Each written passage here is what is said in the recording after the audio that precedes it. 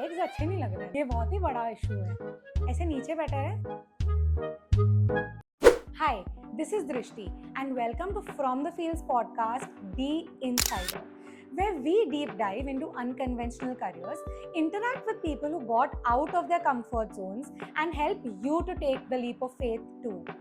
So tell me one thing, has there been any burning interest that you always wanted to explore and it's apart from your regular job title? This is exactly what our guest Mihika had. She had a love for Formula One and she turned it into a full-time passion project. So I'm super excited to have with me today Mihika, who is the co-founder of F1 Gridview, and she started this at the age of 18.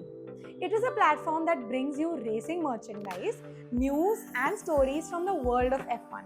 So buckle up as we dive deep into her story. Hi Mihika, thank you for being here. Thank you for having me here. Tell us more about your passion project. How did you go from being a casual F1 fan to an F1 fanatic on a mission? Harsh, a very close friend of mine, introduced me to F1 with the help of Drive to Survive. It's a Netflix TV show. And he also started sending me stories and insights about all these drivers and, also about how old F1 teams and drivers have performed. And that's when my interest started growing. And we realized that both of us were like really interested in this sport. And then how did this turn into a project? Like, what was that turning point for you? So we realized that there was a lack of a community for F1 fans, especially in India, and that's what we wanted to bridge the gap for. And we started a podcast, F1 Grid View, and we also started an Instagram page where we started posting infotainment content, which would help new F1 fans get hooked onto it. And then how did this community grow? How was the audience responding to this? So we had gotten a really nice response on our Instagram, and pretty soon it was Harsh's birthday. So I've always been a very creative person, so I wanted to make a birthday gift for him, and I bought a Monopoly online. I made my own Monopoly board that was F1 themed. I made my own cards. I printed and stuck the Monopoly board and just gave it to him as a gift. And that's when everyone around us thought that this was a very interesting idea and, it could actually be a product. So that's when we launched Drivers Market, which was a hit in no time. We had orders that were coming from different countries, and it just blew up our Instagram for And us. this was all through Instagram, the orders. Wow. And apart from products, what was your community like? How did you engage with people? So I was in college at that time, and we started hosting screenings and quizzes with collaborations, and we also started collaborating with different college committees and hosting F1 themed events with them, and we also started showcasing our products everywhere. So that gave you a very good reach, I think, to people who are fans. Yeah, it got a different perspective also. Like, we also started getting a lot of feedback in person, and that helped us make adjustments also. So, like you said, you were in college at that time. So, at 18, how was it to be a co founder, to balance skills between two founders? So because I was in college, I was pursuing my bachelor's, and I had a lot of free time because I got very lucky and I had online college at that time. So I used to work on this. Harsh was 24 at that time, and he's always been working with his family business. So we both had enough free time to work on this, and we used to record the podcasts after every race, just a discussion of what had happened, or just the simplest of videos. And it gave us a lot of room to experiment. We also had a lot of support from our family. Harsh's wife Shuchi and my sister, both of them, my sister Priya, both of them have helped us a lot. They help us, give us reviews that we would have missed. They've helped us with our designing, they've helped us with packing. Like, if there are too many orders, it's just the whole family is sitting in one room packing orders and shipping them as soon as possible. So we've gotten a lot of support from everyone. I think that's the best part about a passion project. Yeah, and so I have always been the creative person, and Harsh has been the business oriented person. So I take up the designing and the production side. He takes up the launching and marketing side. So that sort of, gives helps us work with our strengths, but it's also really nice that we complement our skills. And because it's a project, it gives us room to try out new things. I take up his roles sometimes. I, for the first time, tried modeling for our t-shirts. And To being the face of your products and yeah, everything. I think I realized that maybe it's a good thing I never took it up as a career. But yeah, like you get to try things that you wouldn't otherwise. And it's also fun to exchange roles between co-founders. Yeah, because I get to learn so much, like just taking up, say, the marketing side, or even him sort of, like, we both, of course, when we need to sort of source a product, we both work on it together, but then we divide the skills in a way that we both can equally work on it, and it's not a there's not too much pressure on one person. So in this next segment, we're actually going to bust some myths about Okay. passion projects. So the first one being that every passion project, when you start itself, should have a revenue model. I don't think so. Like when we started F1 Gridview, we just wanted to make a community. Merchandising just happened to come along, and I feel that you can always experiment with things. You literally live in the world of Instagram. You can anytime just start making videos and post online, and you don't even need money for that, because you're not putting any money. It's the cheapest way to make content, and Right. we all are sitting and consuming content the whole time. So I think it's the easiest way to start something. I think that's something that I'm learning from your journey also, that not everything requires an investment. Yeah, because it's the easiest way to start things and experiment, even if you think that it's not something that you could do, because I would have never thought that I would be making content and That posting too for videos. Formula One. I mean, Yeah. that's a story. Yeah, Second myth is that you should find one passion that will feed the rest of your life. I don't think so. I mean, I am making content, and I'm also pursuing my career on the side. Harsh has his own business, and this is just something we like to do. So we have started it. And of course, we never know where it will take us, but I don't think that you should limit yourself to one passion. I think you should learn along the way. Yeah, of course. And you get to learn a lot, because it's not always that, you pick up a passion and that is what will make your career. Right.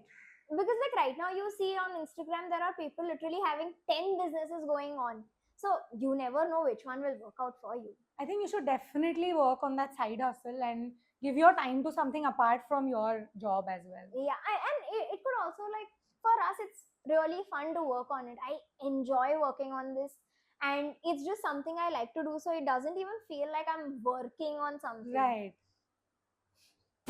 So the next segment is I've always wondered. I think there are so many questions in our head that we wonder about or we have assumptions. Okay. Right? So the first one is that I've always wondered, do you need to have every skill to start a project or a startup of your own? I don't think so. I mean, when we started out, I only knew Canva. We used to make posts and just put them up.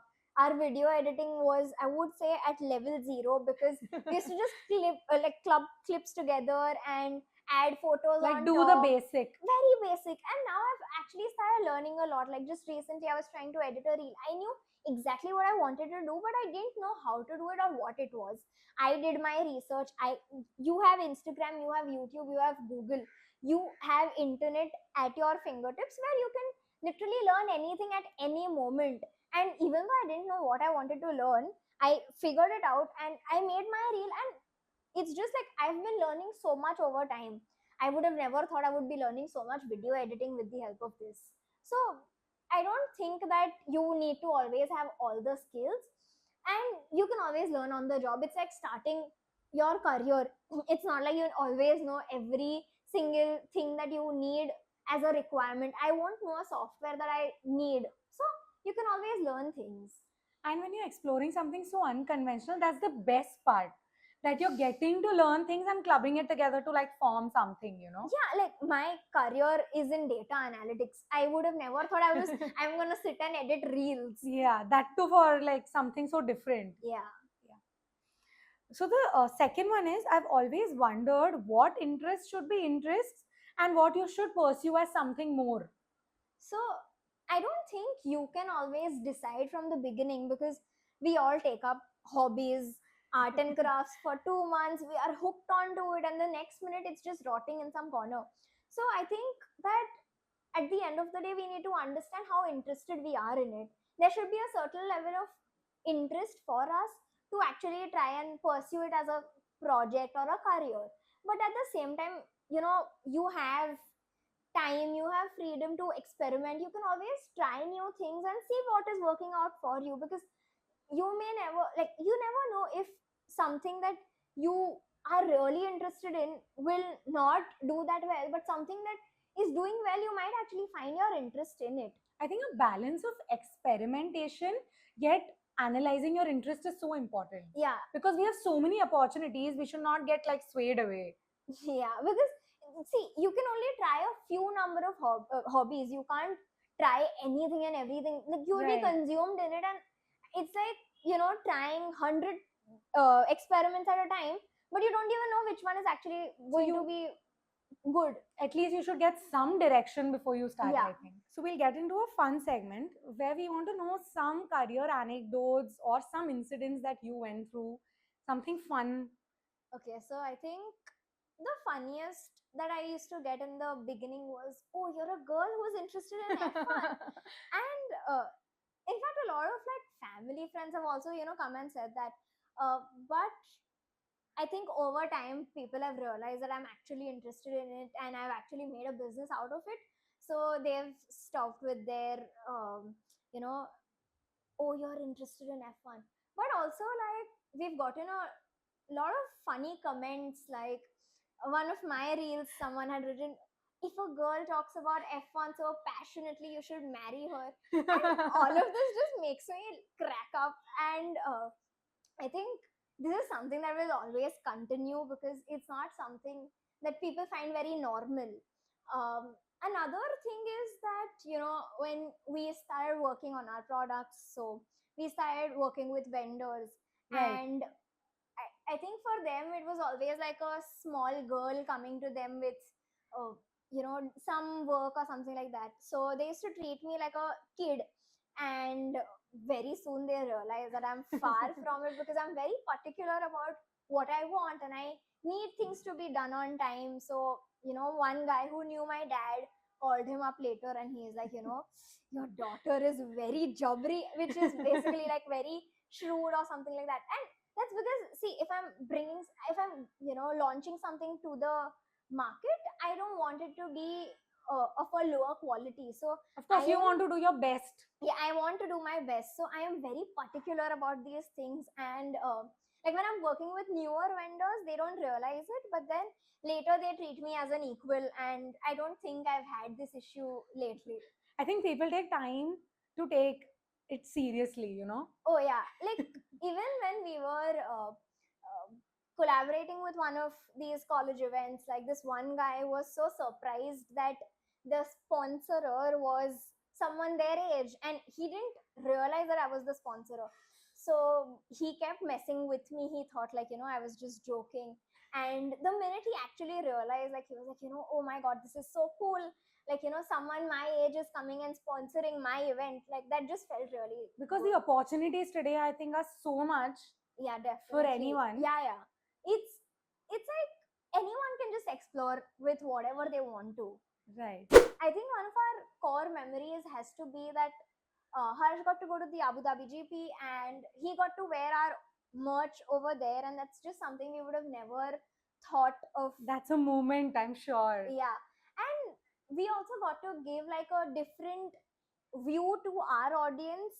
They got a better perspective, just live from the grid, because I mean, that's a different view from what you see on your race screens. So that is definitely something we enjoyed. And super exciting to have that. Yeah. So, on that note, I think when we wrap up, let's talk about how the Gen Z today has the freedom to pursue a project like this and experiment along the way. So I think, like, for all of us, we don't have the burden of, we don't have the financial burden of our families. So we can always go and experiment with these things. Second is, we live in the world of Instagram. We can literally just record content, put it up, and see if it's actually working out. Because I think most of us sit on Instagram the whole day, and Content is just running now. yeah, exactly, like Seriously, yeah. everyone's just consuming content. And when I started it, I was in college. Rather than wasting my time, because oh ye to last थोड़े साल बाकी है मजे करने के लिए, क्योंकि फिर career चालू हो जाएगा. Like that doesn't really matter. If you enjoy something, it's not like you're gonna waste your time on it. You are going to build something for yourself, so you should just start it. And just change your mindset. I think that's my takeaway from this. Yeah, Is that like I mean, of course, it's not for everyone to start a business. You can do whatever you think is going to be fun for you. Like people doing internships earlier in their career, help them, because right? that is what their goal is. And it's up to you. You have to decide what you want to do for yourself. If you are interested in a business, try experimenting with those things. I think your journey is a valid example of from something which is an interest to a passion. And thank you for this calendar. We should talk about this calendar, your product, if you want to share your story. So this was an experiment for us. The first calendar we launched was in 2022, and we launched it in like February end or March, which is like 2 months into the year. But we had started with a very small batch, because we didn't know if people would really enjoy it, or people would even get it. We got an amazing response for it, because we sold out pretty quickly, and then we had to take pre-orders in the middle of the year. So that is something that has become our bestseller now, and we've kept on improving it, because every year we Come try up with something new. yeah, because it's an experimentation product for us. So yeah. I think it's very inspiring, and thank you to everyone listening. I hope that this conversation actually inspires people to turn something which they are so passionate about into something more serious and experiment with it. And I totally believe after listening to Mihika that it can be really rewarding, helping you in like unexpected discoveries. So thank you for being here. It was great having you. Thank you.